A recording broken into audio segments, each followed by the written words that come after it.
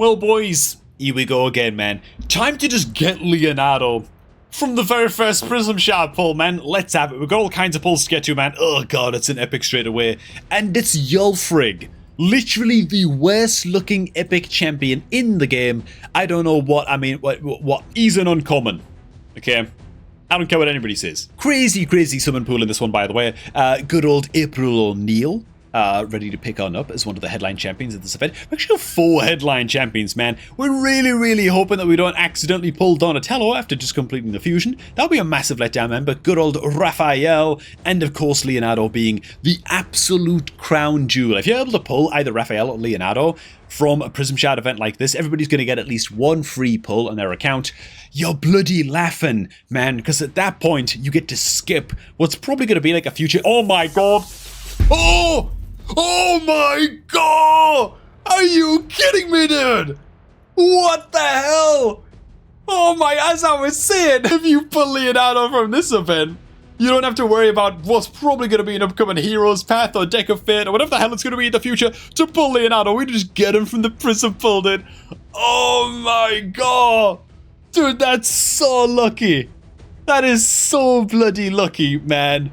Oh my god. Okay, defense-based Nuka. He is the Turtle Faction Unity champion as well, man. I'm not going to read through all of his kit, frankly. It brings a massive defense aura, huge attack all enemies, huge buff peel on this skill as well. Activates this skill whenever an ally's HP drops below 50% if he's got the other 3 turtles on the team. Well, we need bloody Raphael now, don't we? Oh my god, brings increased defense, ally protection. Wow, dude. This is the crown jewel. I was in the middle of saying it, but this is the crown jewel. Oh, it's already a win. Doesn't even matter. The rest of this Prism Shard event can get in the sea, man. We've got Leo. Oh my god, dude. Oh god, it's all so bloody worth it. Hey, man. Before we continue, if you're looking to start off a new raid account, make sure you get that done by using the beginner promo link that is down below this video. Click on that link and use that link at laptop or PC right now, man, to kickstart your new raid account, man. With Basilius Ferrandis has just started a legendary. Get it done before October 30th, while Michelangelo is the login reward legendary champion. And make sure to input beginner promo code Desert Queen on day 1 of your new account as well to complete the triple legendary start on your new raid account, man, in 2025. Limited time and all that good stuff, man, with Mikey. Oh my god, dude. I cannot believe it. I cannot believe it. That was a 1.5% chance to hit the headline champion, and then it was like only a 25% chance after the fact to actually hit on the Leo. That was like a 0.4%, 0.3% total chance of that. I cannot bloody well believe it, and we're just getting started. I should also mention as well, I was in the middle of actually just checking out all of the legendaries that are up for grabs. Wouldn't be that excited about hitting on Manaya, not hitting on her like that, but you know what I mean. Kantra the Cyclone would be incredible. This is what like one of my, I'm like Kantra's biggest fan, but at the same time, I've never actually built a Kantra before. I just don't have one. Champion that displaces all kinds of debuffs on the 310 cooldown A2 skill with a triple hitter. Just lands a smorgasbord of debuffs. Good old, who else would be interested in? Roshgard wouldn't be too bad. Krokmar would actually be pretty good. I do just need like a decent Nuka to help me through my Lizardmen, Faction Wars, that kind of thing. Valkyrie would be incredible for helping out push towards the max stages of hard mode Fire Knight, where I know for a fact she can do a job. AoE shields, big counterattack buffs. Yeah, can be very good for that role, man. As for the epics, yeah, it's just some champion empowerments really on the main account here, so those are what we're looking for. I can't believe we've already crossed Leo off the list and the pulls are just getting started, dude. Oh my goodness, man. We pulled the old man himself, probably one of the best epic champions in the game, certainly in the conversation, and definitely the best all-rounder epic champion in the game. You pull a Deacon in the early game on your account, you best believe you're using this old man everywhere. I don't know how his hat stays on, by the way.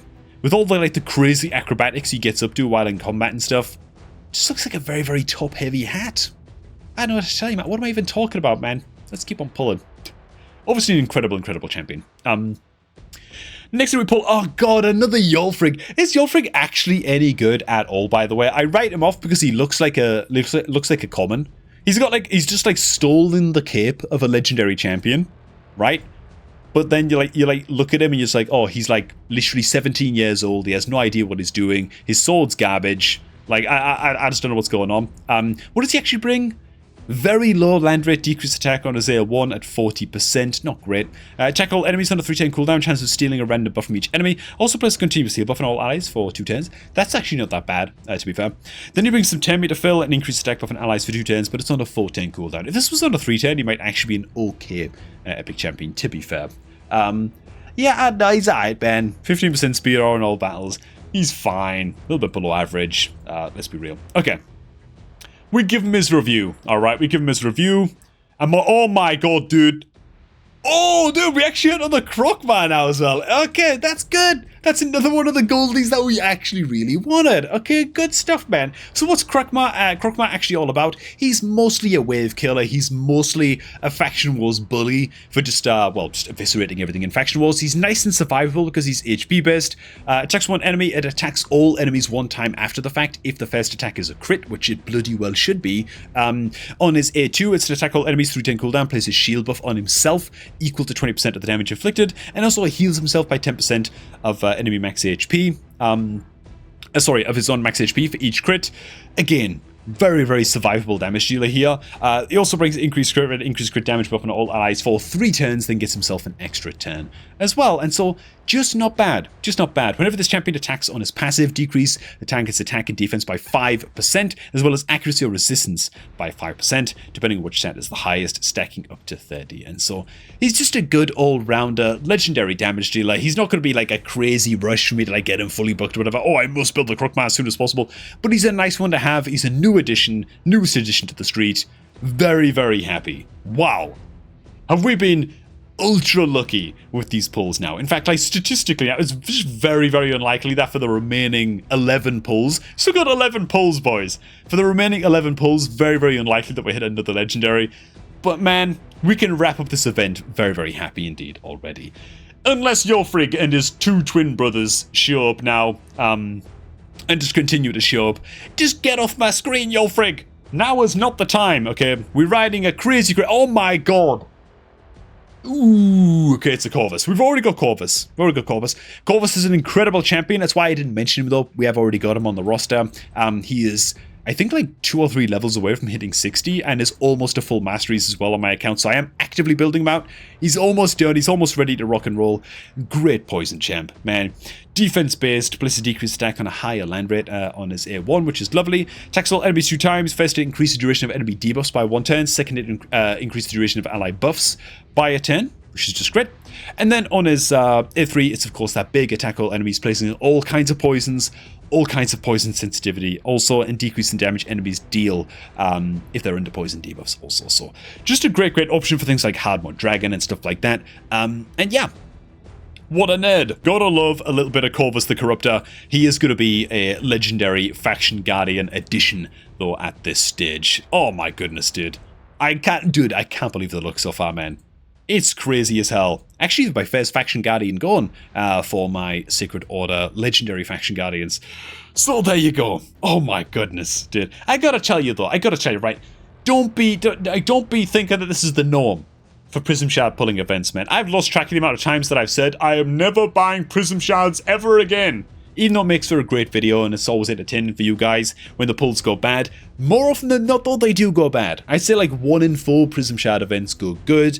The other 75% of the time, I just like don't hit a single legendary. And I just go home sad, you know, and you guys all laugh at me in the comments, which is good, because you probably should. These events are, generally speaking, not good investments in terms of, like, bang for your buck with how expensive they are and stuff like that. Different from me being a content creator here on YouTube, I can very easily afford to justify sort of investing in these events for the spectacle, for the videos, and for advancing the account, and for pumping content and stuff like that, you know. So, yeah. Just bear all that in mind as a Lady Quillen pops out. You know what I'm saying?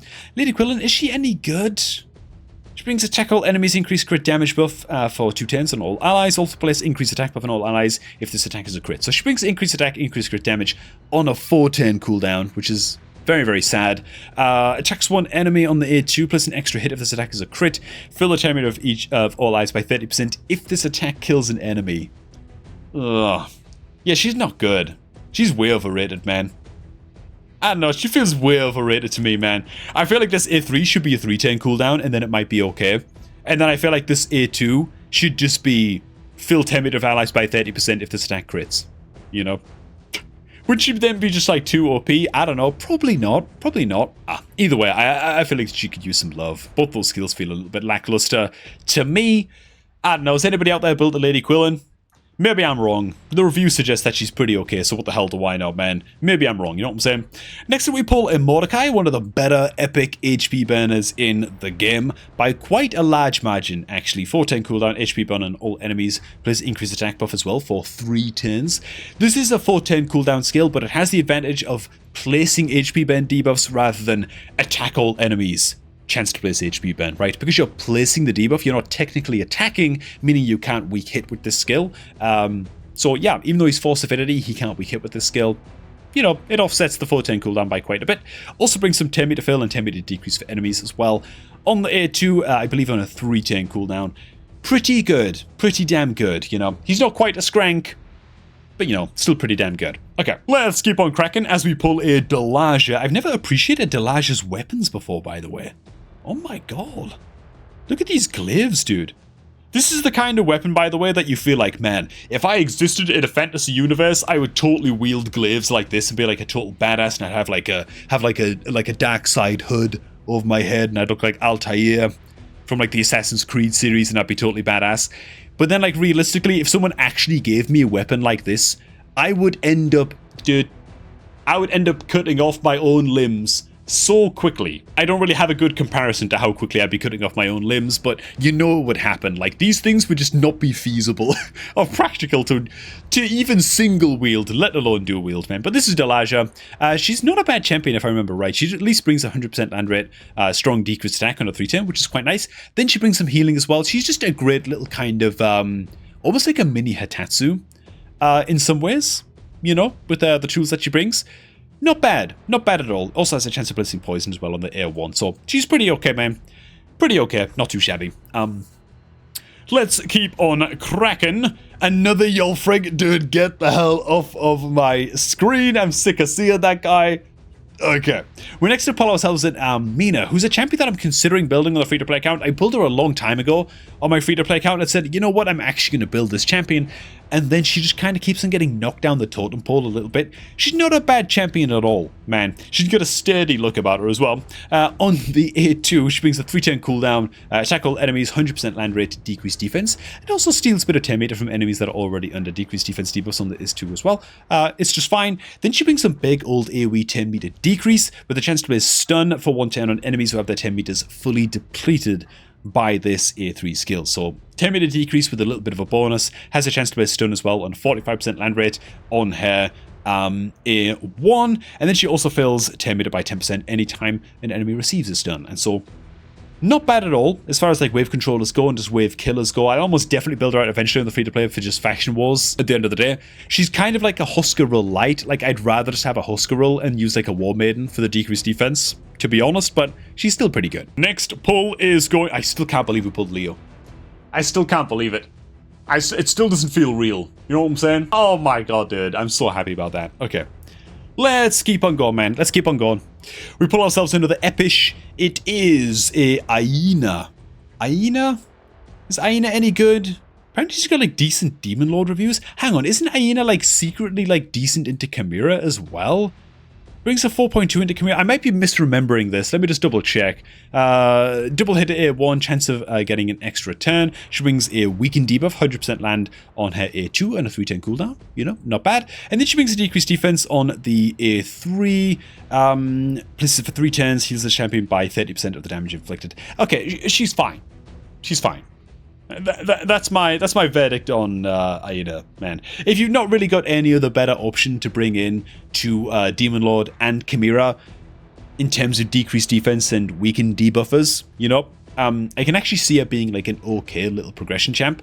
The issue is with Aina is that she's all single target on every single one of her skills, which is a problem because it means that when you eventually replace her, which you will eventually replace her in Chimera and in Demon Lord, where then do you use her? You're probably not taking her into Dragon because she's useless against the waves. She's not bad against the boss, but she's useless against the waves.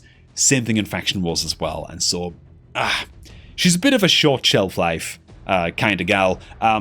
close to being a decent champion. I only wish like her weekend was an AoE or something, you know. Then she might actually see more light of day and things like faction wars and stuff like that as like a progression pick. Next pull is going to be Nub, which is just lovely to see, man. You can never get old pulling the good old Fennex, even though, wait a minute. Is my Fennex currently max empowered?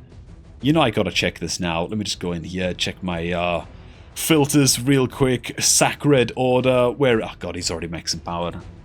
He's already max empowered, man. Okay. So sadly, the Fennex pull is going to be a little bit of a dud. Can I throw him in there as a Faction Guardian? You know, I could go ahead and just commission a couple of nubs as Faction Guardians like so. Not sure there's any massive downside to doing this. We've already got our main nub max empowered, so you know, I'm just gonna go ahead and do it. Okay, man. Couple pulls left. Let's get to this, dudes. Again, we've already won this pull-in event here. Any other legendary that we pull, he would just be such ludicrous luck that it's not even funny. Let's just crank these last two pulls out, man. I'm fully expecting just epics. It's going to be another Delaja, which is fine, I guess. Maybe that can actually cover my Faction Guardians for Lizardmen as well, and just like commission some more champions there with the two copies of Delaja. And the final pull is going to be another epic, and it is another Deacon Armstrong. And there you have it, man. Lizardmen Faction Guardians all commissioned up and good to rock and roll. Okay. Pulls complete and mission complete. I can't believe it, dude. That's Donatello secured all up and over here. That's Michelangelo secured as well. And now we have the Leo, dude. Where is he? I just want to look at him one more time, man. Good old Leonardo da Vinci, man, coming in with the dual-wield katanas. Cannot believe it. And also welcome to the team, Mr. Krogmar. As for you, Mr. Corvus, it's time to get you in the Master Vault and just leave you there for a little while. Unbelievable stuff. Gamble responsibly, boys. Again, most of the Prism Shard pulling events do not go like this, needless to say. Thanks for watching. Thank you for sharing in this momentous moment with us. Oh my god. What a pull. What a pull, man. What a Prism Shard pulling event. Holy crap. Thanks for stopping by, man. If you're looking to create a new raid account, get that done right now by using the beginner promo link that is down below this video. Use laptop or PC, man. Click on that link. Use that link to create your new raid account for all the free stuff that you see on screen.